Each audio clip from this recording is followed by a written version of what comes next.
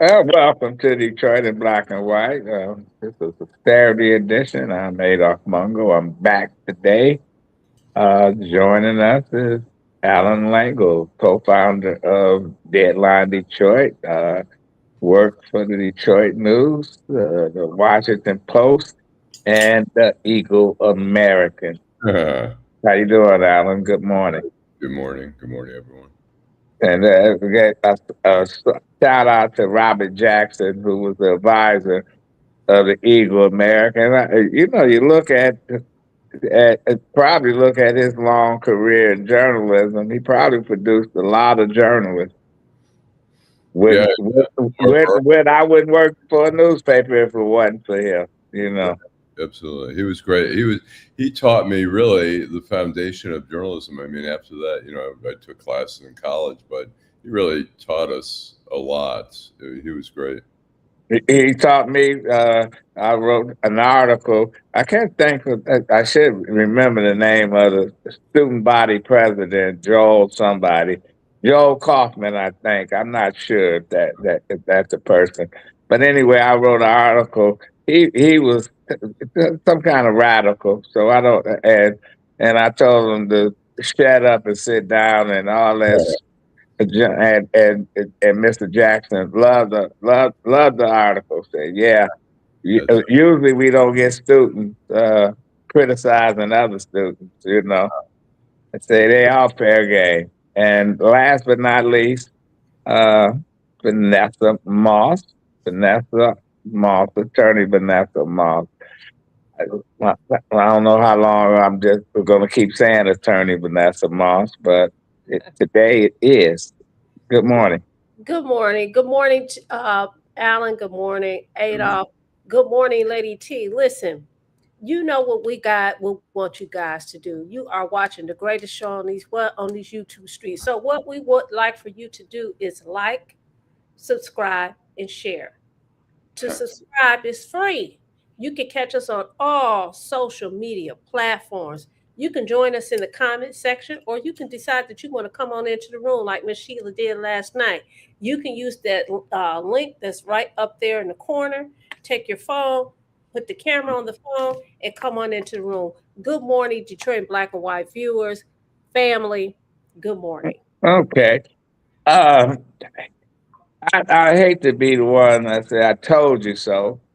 When the mayoral race was going down and it looked like Mary Sheffield had it in the bag, and early on, I wrote a couple articles for Allen's publication, criticizing her absence from the conservative, uh, Detroit Conservancy, Riverfront. But anyway, $50 million, 45, $50 million was stolen under part of her watch, not all of it, because she wasn't on council when they said this guy, just Bill Smith, was taking money. And the media, well, they played it up a little bit and kept going because she said I had nothing to do with that, and that wasn't my job to do that, and she kicked it to the side. Now we get this 300,000 stolen by an individual allegedly on the People Mover, and while she was on the board for 2 or 3 years, she never went to a meeting. This is her MO. Don't go to the meetings. What is she gonna do as the mayor to people that do the same thing?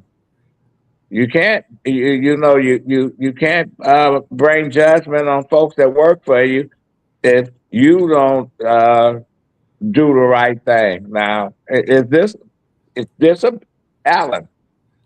Is I, this a big story? Is I, this is I this think is gonna dog her for a while? Will it go away?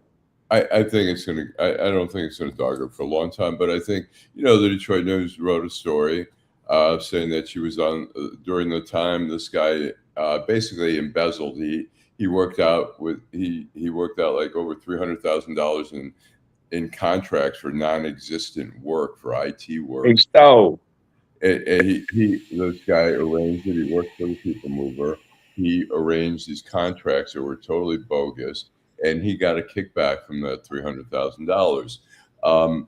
Mary's on the board. You know, I think it raises some issues here that we've seen it twice now. We've seen it with the Riverfront Conservancy, which had dozens of board members there. And the thing that really bothers me as much as her saying, she said it's ceremonial, which I believe on the Conservancy thing, but she said Matt Cullen, who's the chairman of the board, that he bears no responsibility. And I think that she's not only skirting responsibility for herself, but also making excuses for the top guy there. He's the chairman of the board. It should have been, she should have called for an investigation because this guy, Smith, did not steal that money without help. I just can't believe for 15 years or so, how many years, that you can just take money, get loans, and do all the things. He buying boats, mansions, clubs, cars, home in Atlanta, two homes in Detroit, without some help. Vanessa, is this an important story, or is this just some shit that's gonna blow away? Well, so I have my own opinion about this thing. So, as a board member, and I sit on several boards, you do bear some responsibility, but ultimately, you know, where is the checks and balances? And I'm going to use the example of the guy with the Detroit People Mover. It appeared to me that his work was so sophisticated that he was able to do this for a long period of time.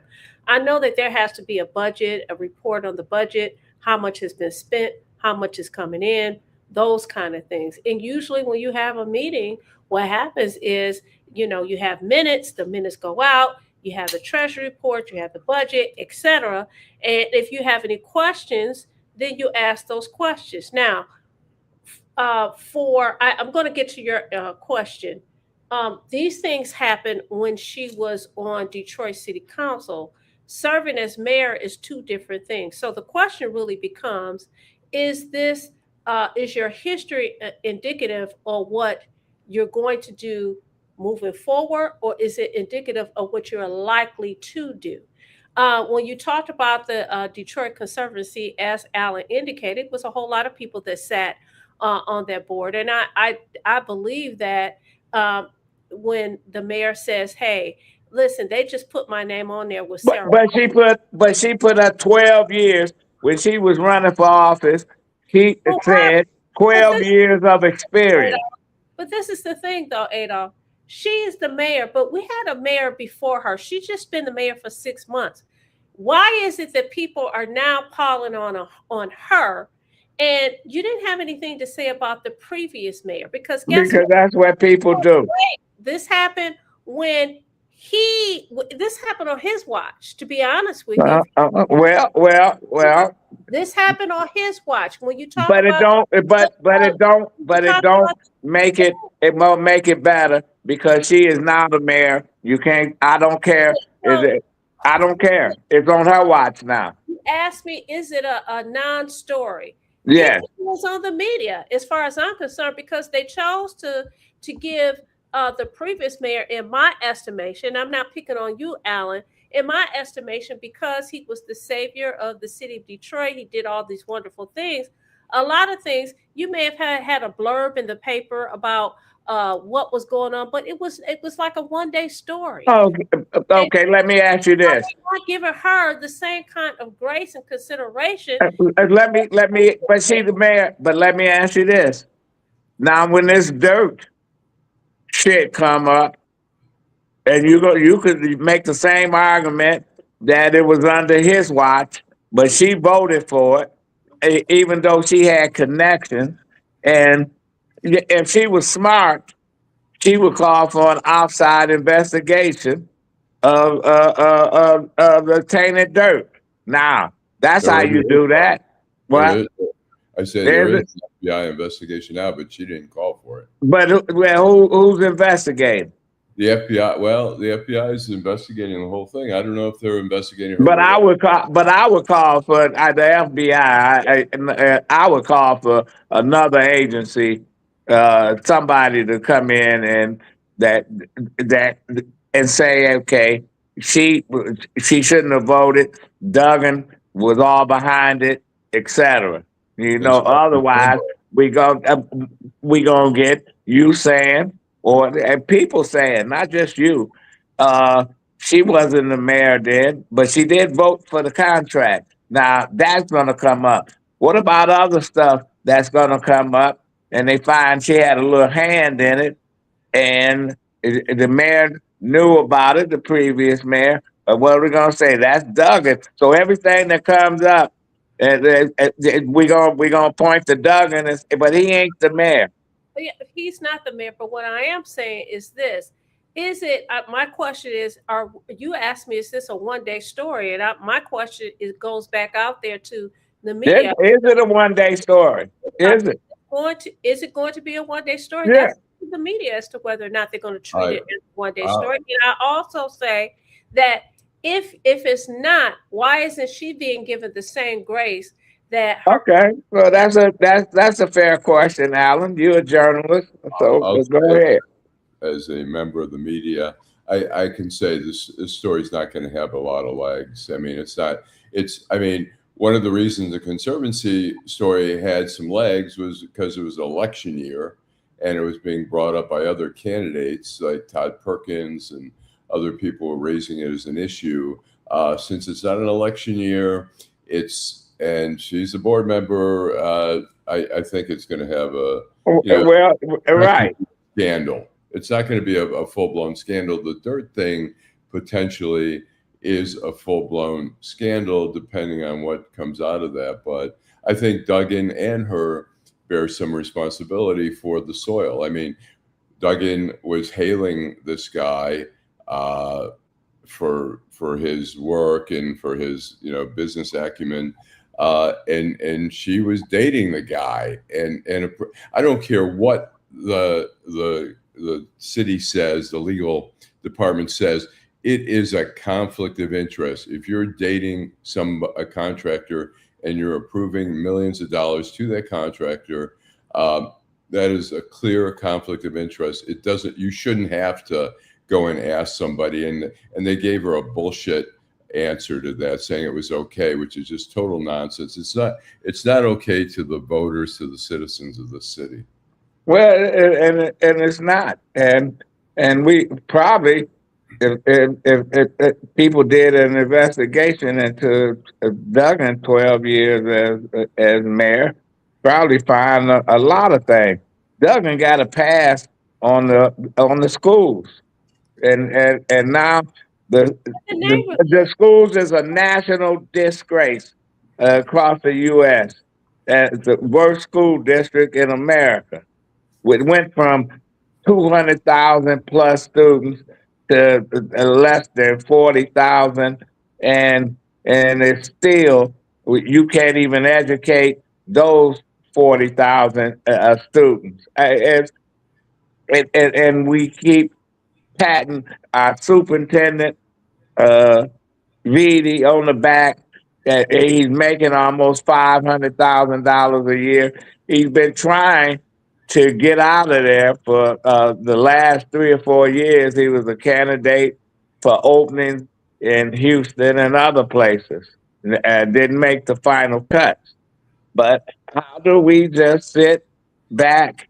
And I say somebody should be responsible for it. And I advocated the mayor should run the school system. Man, I got beat up all over the place. Oh, the mayor just can't just can't run the city. So who is responsible for the school district? Let's not pretend, because we had a situation where if you're talking about the schools, we had a situation where we had you had emergency manager. You had a takeover, and the emergency manager made all the decisions. You didn't The school board didn't get to participate or anything like that. Do not pretend as if voters don't have PTSD behind the emergency manager. That could be a great reason why people are like, no, we don't want that power and control in the mayor's office. And if people were to agree with your assessment of the current mayor, are you really saying that if people agree with you? I'm not saying I agree or disagree. I'm just saying if people agree with you, I think those same people will say, well, then we don't want her as, we don't want the mayor over the public schools. But you got checks and balances, because if the mayor picks, with the Detroit Conservancy, you had. But we don't. Well, I'm saying in a perfect world, this is what we have. But people forget that Duggan, under the state takeover and emergency manager, Duggan was in charge of money, the finances. They spent all the money, So but my point. I know but my point is, you might get a mayor that could.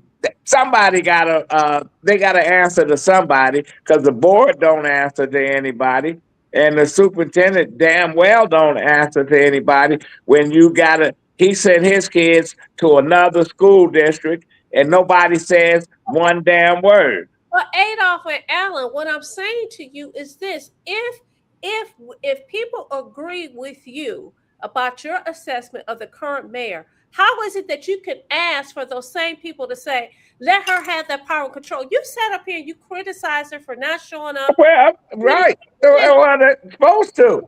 Supposed to. But that don't make her a bad. That don't make her a bad mayor. That don't make her a bad mayor.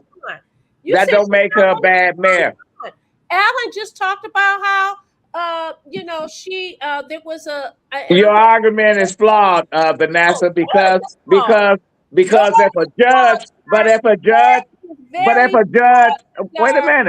wait a minute, you unsaid it, sir. Okay, your argument is flawed, because if a judge make a bad decision and you give him control, like we gave Fiken, the late Judge Fiken, federal judge, control of the water department, and he said things and did things that people say, why are we giving him control? Because they said otherwise he's a good judge, he can do well. That we say, damn, if we look at their opinions, she or he made some bad opinions, so we can't trust them.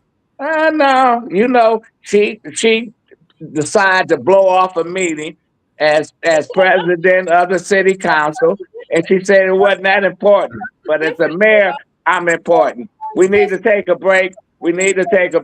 Vanessa. We need to take a break. We'll come back and continue the conversation. Detroit in black and white. Hi, I'm Eric Sabri, your Wayne County Treasurer. Are you living in the home of a deceased family member and you're facing property tax foreclosure, or maybe you know someone who's in the same situation? The probate process may be helpful to you. If you file a probate petition and notify our office, the foreclosure proceedings will be halted during the probate process. We have several nonprofit partners who have free attorneys who can assist you. Contact our office, 313-224-5990, or email us at taxinfo@waynecounty.com. Don't lose your family property. Some of these properties have been in the family for 4 or 5 generations. Contact us now. We're here to help.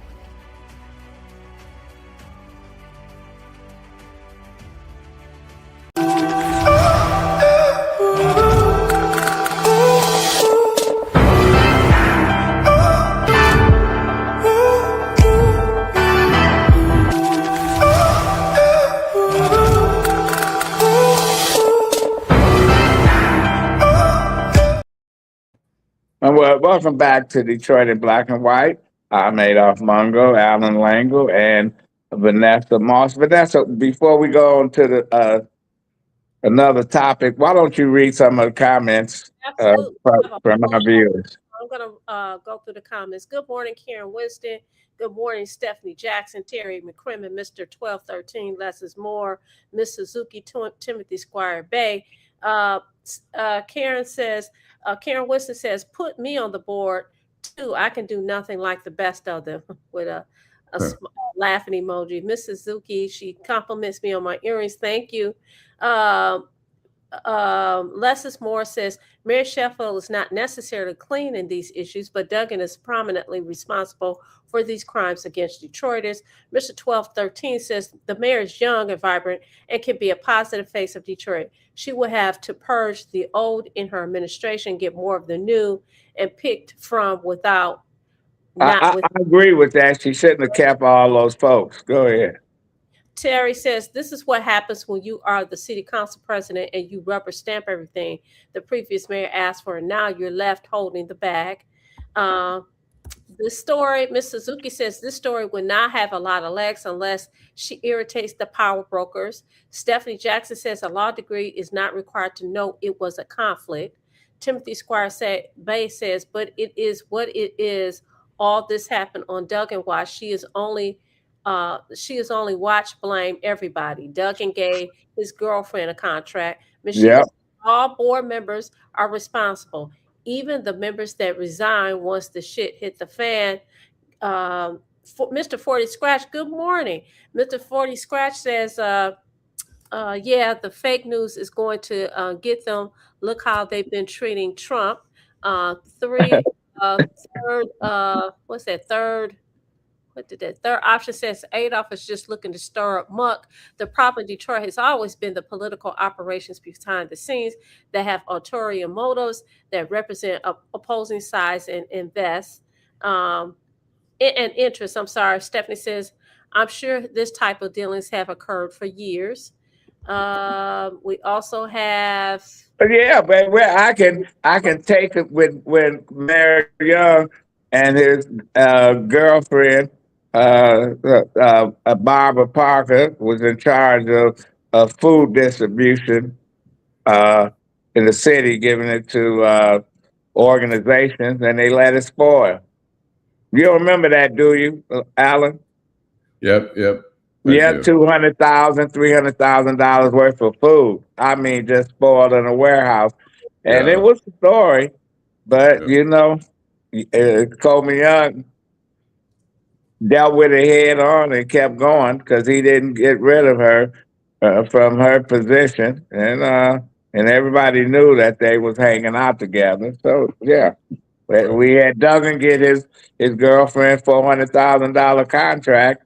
And it was news for a minute, but it went away. What? I mean, that was news for quite a while with that. I mean, conflict of interest, he should have said. Look, I mean, I think she's got a good reputation as a doctor and all that still. But you just can't use the city as an ATM machine. There's conflicts. It doesn't matter. It's perceptions. It's like Clarence Thomas. But it's up to the media, where the media went berserk over Kwame having an affair while married with his chief of staff. But nobody said anything to James Blanchard when he divorced his wife and married his secretary. But nobody said anything to England when he was hanging tough. And his wife, the second wife, Colleen,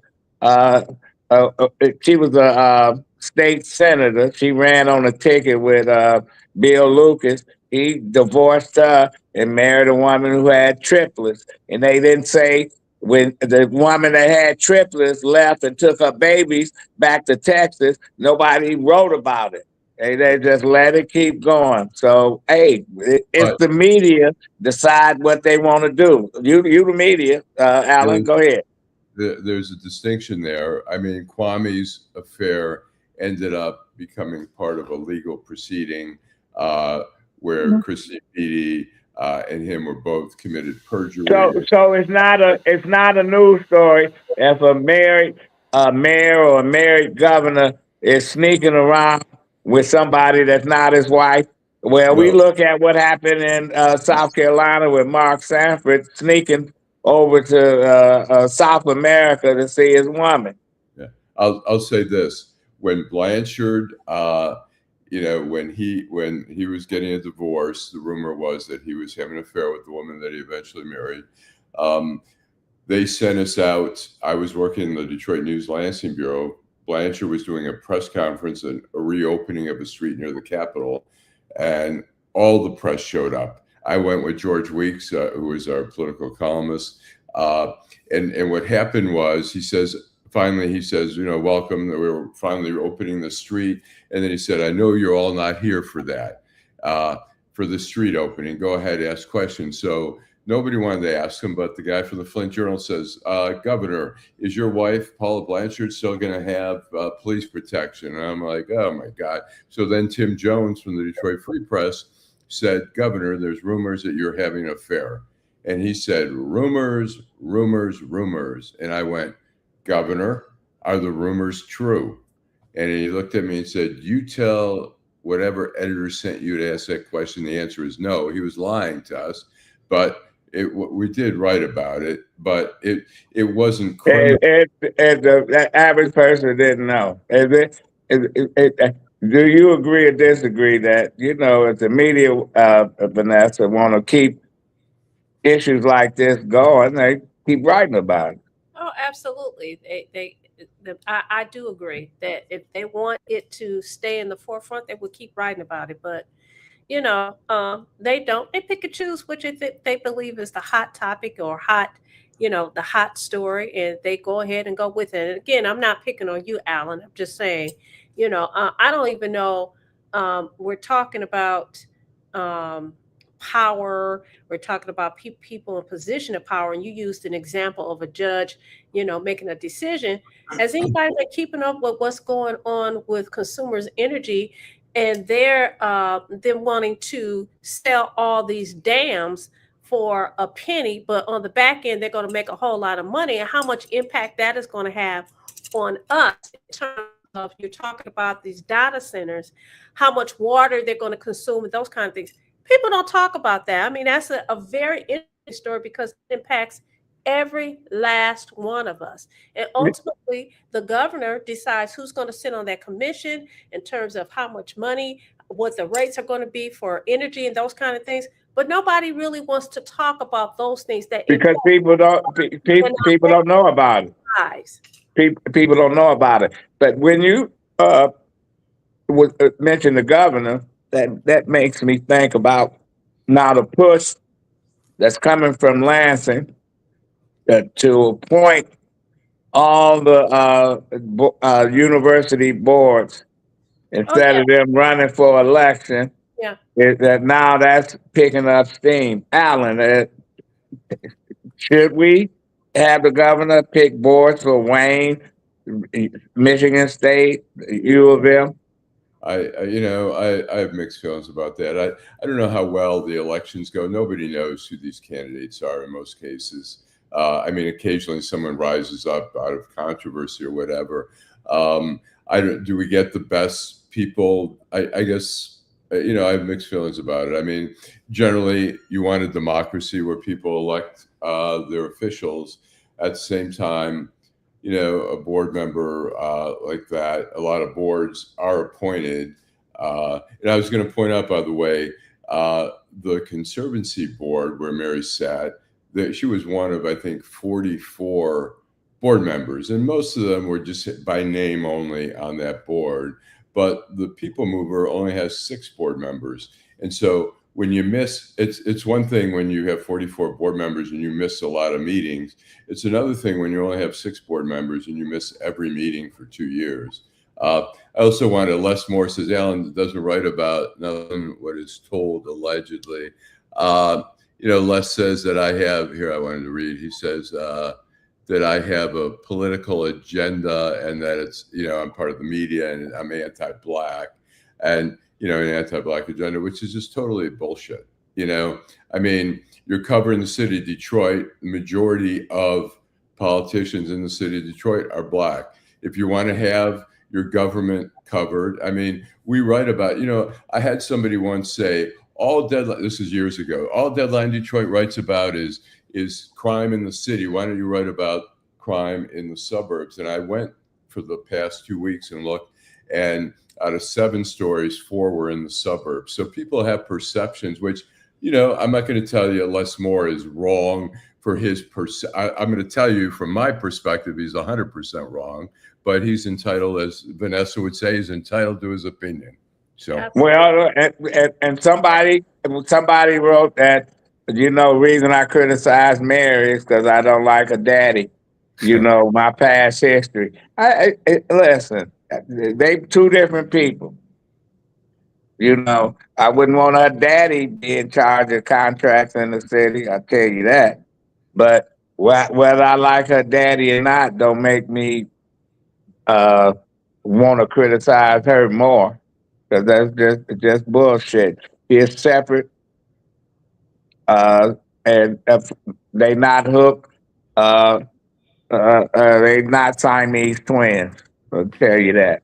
So to answer your question, because you asked Allan, I'm going to give my answer. You say, should there's talk about the governor being able to appoint people to the board? And I think that people should be elected to the board. It is your responsibility as a voter to find out who these people are. Jocelyn Benson, who's running for governor of the state of Michigan, sat on Wayne State University's board. That's how I was familiar with her. So I think it's important, and it is incumbent upon us to find out who these people are and vote for them. Because what you're going to have is, if you have the governor appoint, right? This governor's in, they're going to appoint somebody that's loyal to them, which I find interesting, because some people have a problem with people being loyal to, a certain person, but they want you to be loyal to them and loyal to the party. You can't have an independent opinion. And then when another faction comes in, you're going to have the same thing. I think that people should have the opportunity to and continue to vote for those people. But again, and I'm not beating up on you, Allan, it's incumbent upon the media to say, hey, these are the candidates. This is what we know about these candidates. Okay. Well, most of the college boards are appointed. Most of the college boards in Michigan are appointed.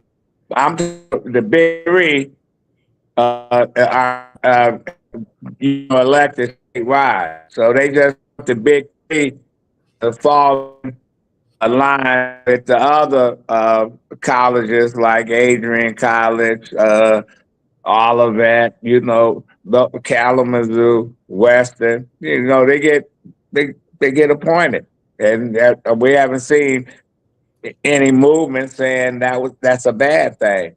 Life goes on. Now we get 3. Michigan State have had 5 presidents in how many years? Michigan had 4 or 5, and I'm talking about interim presidents in how many years? And Wayne State, 3 or 4 in how many years? So does the board, some members on the board get in a pissing contest with the president, and the president say, fuck that. Pay me what you're going to pay me, and let me get the fuck out of here. And that's what happened up in Michigan State. They ran them out. They blame the presidents for NASA for all the years that he abused these women students there.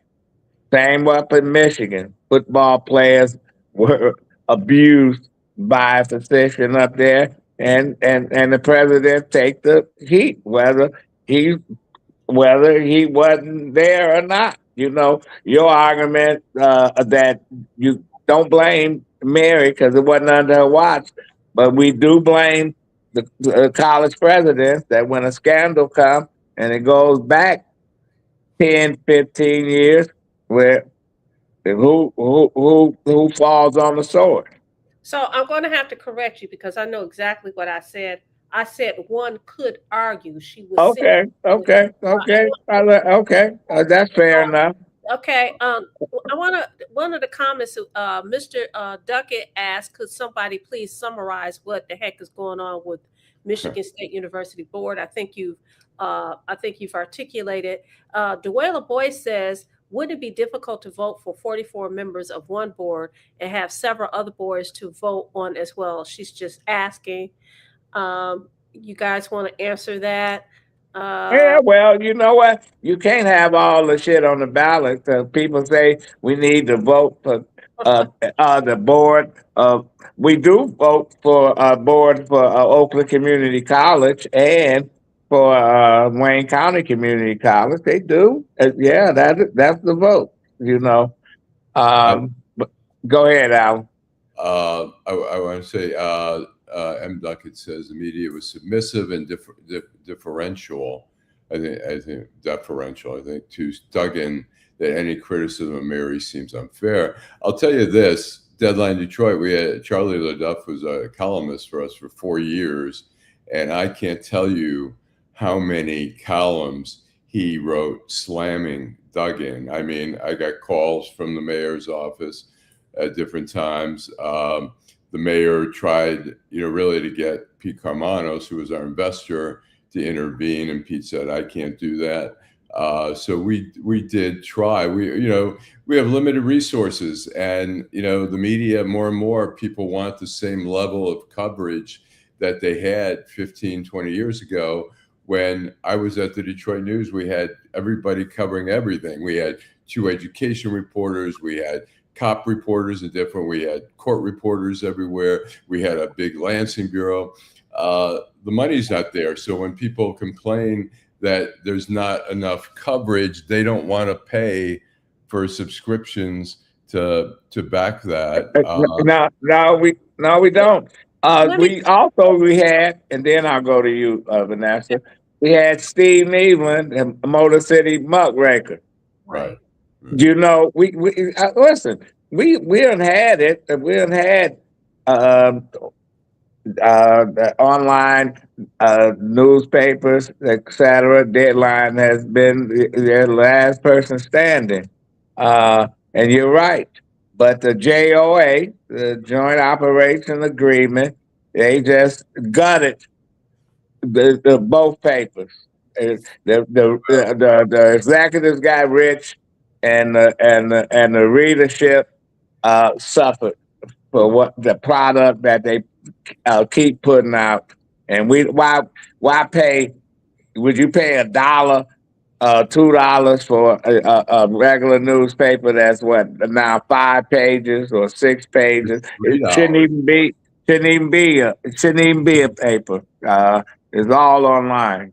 Vanessa. So, Allan, you said that Charlie LaDuff was right for Deadline Detroit, and that the former mayor of the city of Detroit contacted Pete Carmanos to get him to intervene. What was he supposed to do? What was he trying to do? Tell him not to wanted Pete to call me.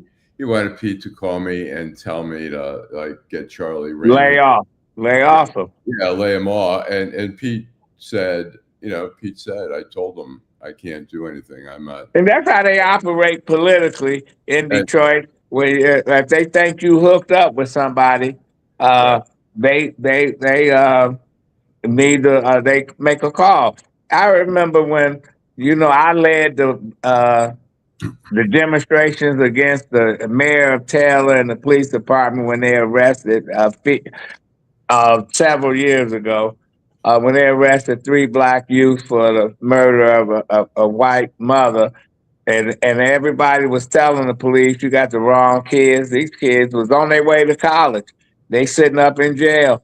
And we start demonstrating at the city council, stopped the meeting, demonstrate in front of the Taylor Police Department. Finally, Kim Worthy and them, they dropped the charges only after the mayor of Prevy, he was the mayor at the time, called Warren Evans and say, "Man, can you get that Mongo to stop?" And Warren say, "He doesn't work for me.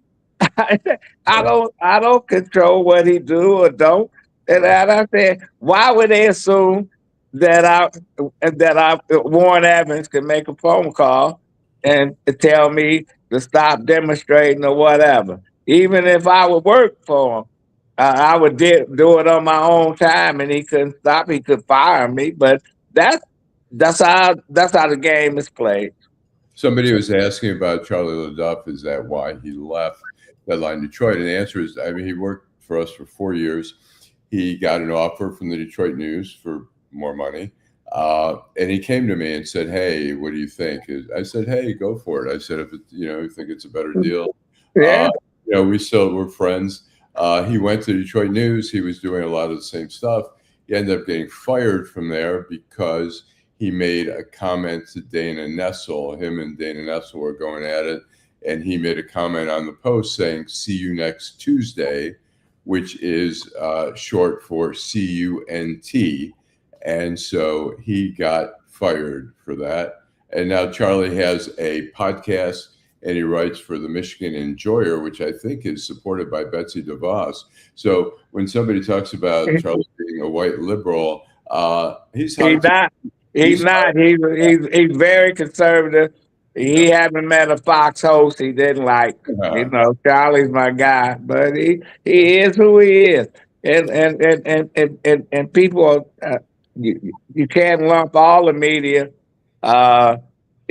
together, just like you can't lump all attorneys, all doctors, all whatever. You know the profession. Let's move on to what's happening in D.C. A judge blocked the Trump administration. They wanted Trump wanted his name to stay on the Kennedy Center building, and they supposed to took it off yesterday. Allan, what's happening with that? They were working on it. I think yesterday was the deadline to remove it.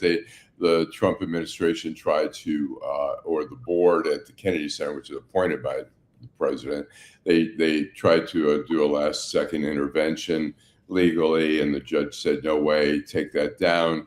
The judge's ruling was basically it was named in honor of President John F. Kennedy. Congress made that decision, and only Congress can make the decision to change the name. I mean, they changed the name of Ronald Reagan, of Reagan Airport, in D.C., which was so funny because when I was there at the time, and a lot of Republicans were saying it should be named after a president. It was called Washington, National. Yeah, Washington National. And Washington National. People said Washington is a president. It's not the name of a city. It's the name of a president, but yet they changed it to, Reagan National. And a guy that fired every traffic controller when they went on strike, and they named the airport in California after John Wayne, after Ronald Reagan. But we got airports, and I don't have I have a problem with what Trump is doing. He's just killing anything and everything. He's like a dog that pisses on a tree, pisses on the telephone pole to say, "This is my shit." Vanessa. So, for those people who have opined and said that, the Constitution doesn't exist anymore, this is an example of how the Constitution spells out there's 3 branches of government. There's 3 branches of government. So this is more than just his name being placed on a building. People, learn your history, learn your civics. This is an example of the court saying there's 3 branches of government. This is not within your power. This is not within your purview. That is the big thing. It really, people's like, well, why is the media spending so much time, and why are people spending so much time about his name on the building? Again, we're talking about the United States Constitution, people. And so I think that people need to understand that and respect that. And this is an example of how, 3 branches of government, and everybody is doing what they are supposed to do. That's it. Well, Go ahead, and then we're going to take a break. Go ahead. I'll agree with you. There's three branches of the government. The judiciary has been solid in standing up to Trump and derailing some of his unconstitutional acts. What the other branch of government has not lived up to its responsibility is Congress. Yeah. Republican-controlled Congress has done whatever Trump wants, has not challenged them, and that's not their role to just be a patsy for the president. They're supposed to be a third branch, but they have not acted in that way. And then no question. We're going to take a break, come back, and continue Detroit in black and white. We're going to get to some of the viewers' questions. This is Adolph Mongo, Vanessa Moss, and Allan Lengel. Be right back. Hi, I'm Eric Sabria, your Wayne County Treasurer. If you're living in the home of a deceased family member and you're facing property tax foreclosure, the probate process can be helpful to you. If you file a probate petition and notify our office, the foreclosure proceedings will be halted during the probate process. Contact us at 313-224-5990 or email us at taxinfo@waynecounty.com. We're here to help.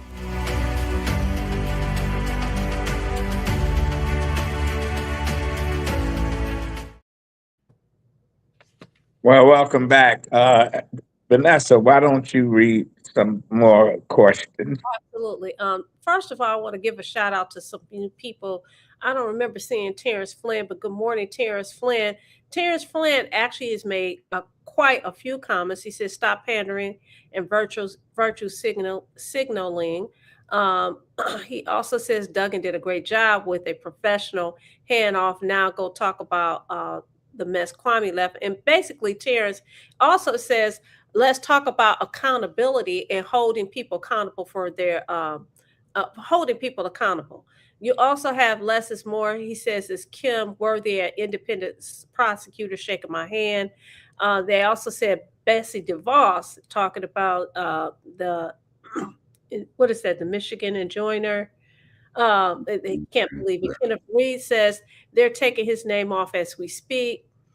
Ms. Suzuki says they move really slow, taking down his name. I watched it on TikTok. T. Brown, thank you so much for coming in. You must have heard your name last night. Adolph and I had a conversation about you. Welcome back to Detroit Black and White.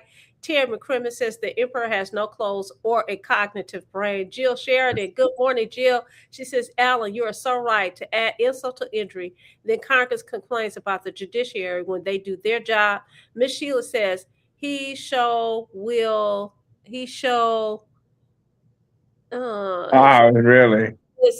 Of science. If you can't write what governing us, the Constitution, how would our future citizens know the laws that govern them? You also have G Money Hollywood. The media is run like a communist organization. You don't have true journalists anymore, and they are to report and slant a story. They're instructed. They are paid to be a news reader if they want a job. And I believe I think I have. Okay. I want to make sure that I acknowledge every single body that has participated in the chat. Mr. Duckett, good morning. So I think that's it. Well, I wanted to just briefly talk about the Democrat dilemma. The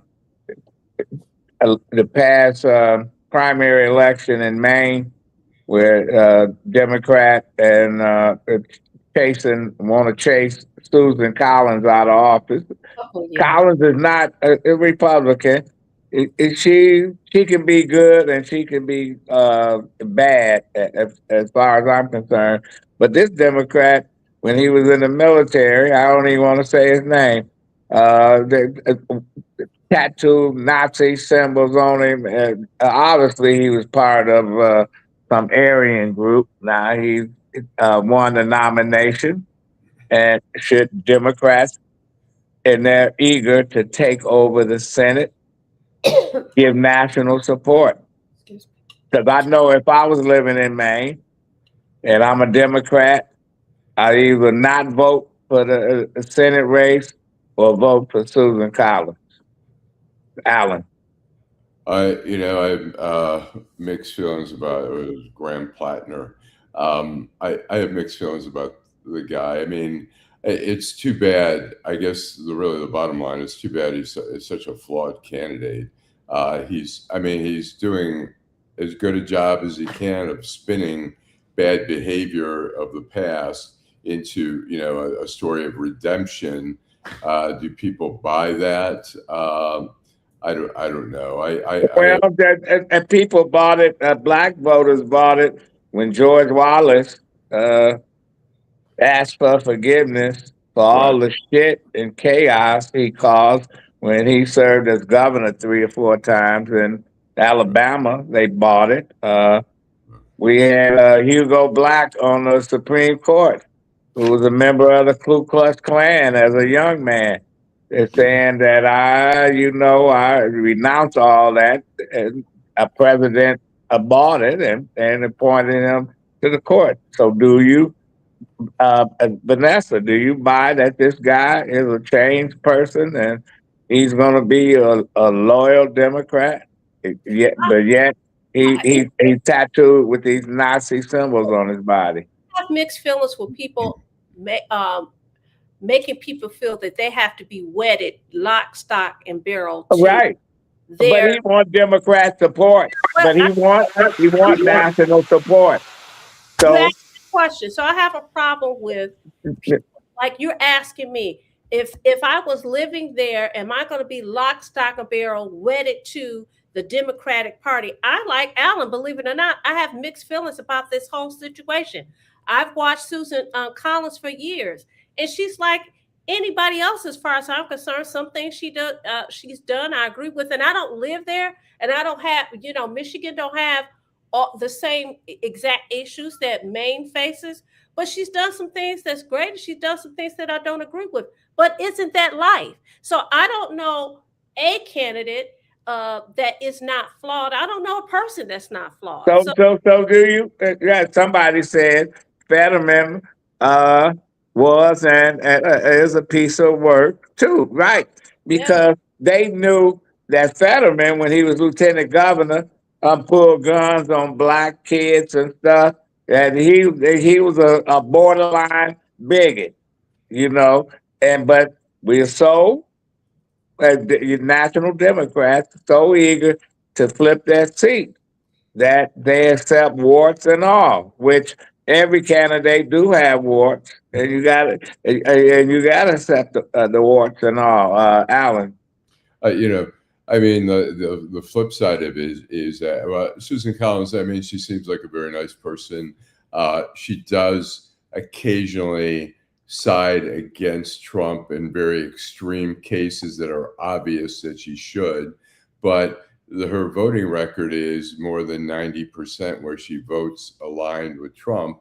And so, that's probably an issue that's going to be taken into consideration. People want to, not, whether neuter or whatever, or neutralize more of Trump power. And so that's part of the equation there in Maine. So, well, Maine is one of those states where they got an independent senator.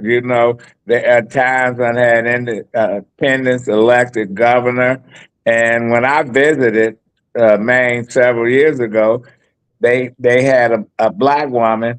She was the Speaker of the House. She was a Democrat from representing Portland, Maine. So they politics varies all over the place. From right-wing Republicans to liberal Democrats to independent candidates. So Michigan. I thought we was going to have that here in Michigan when Duggan announced that he was going to run as an independent, but he found that, this is my opinion, that the folks he thought, well, I got behind me, that's Detroiters who supported him, and all I have to do is sell my agenda to the rest of the state. I didn't think the Detroiters was behind them, because the hardcore Detroiters is not marking an I. They going D. And only way he wins Detroit is they commit a total voter fraud. There's no question about it, and he wasn't going to be able to raise that kind of dough that he needed. And there he is. He's gone. You know, too bad, because we do need more candidates other than a Democrat, a Republican.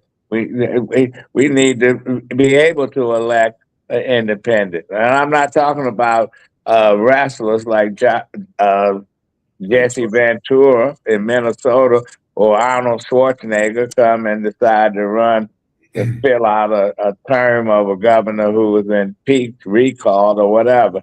Yeah. Yeah. Somebody talk about Lisa Murkowski and the same.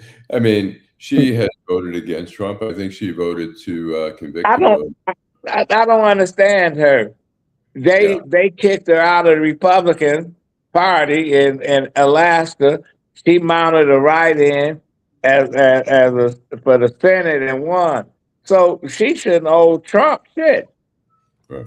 Shouldn't owe him nothing. You know, it should be a no-brainer voting against his ass. But she still got those Republican roots. You know, her daddy was the governor, and you know that name.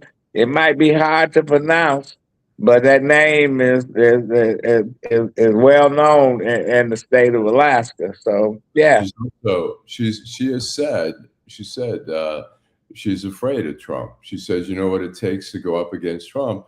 Some of these people they don't want to deal with death threats and added security and all that. So they figure the easy route is just to support. That sounds like a mobster, you know, sound like John Gotti, you know, Trump. Yeah, but you know, we got an election here and it's been kind of dead. One of our viewers said that Jocelyn Benson dropped out of a debate and don't want to debate. Why should she? That you know, who is she running against? We had him on the show. Yeah, Chris Swanson, the sheriff in Genesee County. Yeah, it sounds like a guy that know a lot, you know, but he's getting no traction. Right. The powers that be, they anointed Jocelyn Benson, the new Granholm 3.0. We had Granholm 2.0 leaving office. That's Whitmer, you know. Now we got 3.0 because they're going to woo you. Granholm said in the last term, she's going to blow Michigan away, you know, as governor. But what can I say? If you were the campaign manager, she's ahead by so much. Is there any benefit? No, she shouldn't. Yeah. She shouldn't. She shouldn't. The only thing, it only hurts her, you know. Yeah. So, anyway, let's, Allan, you get your final thought. My final thoughts. I was going to bring up real quick. The Gordie Howe Bridge was supposed to open on Monday. The Trump administration has delayed it, and the Toronto Globe and Mail out of Toronto, the national newspaper in Canada, has reported that Howard Lutnick and Pete, who's the Secretary of Commerce, and Pete Hoekstra, who is the U.S. ambassador to Canada, are the ones who held it up because they're trying to help Matthew Maroon. They're trying to make a deal so that he gets some of the business, so all the business isn't taken away by that bridge. And it happened to be that Maroon earlier this year donated $1 million to President Trump's PAC. And so I don't have a problem with them trying to help out a business person who's been a business person for a long time, but the way it's been done. The way that bridge came about is because people like Jim Blanchard, Dick Postumus, all them was on the payroll of the Canadian fucking government. Yeah. And they was lobbying DC. So tit for tat. I'm for whatever they do in this case to give Matthew Maroon and the Ambassador Bridge a fair shake and give it to them.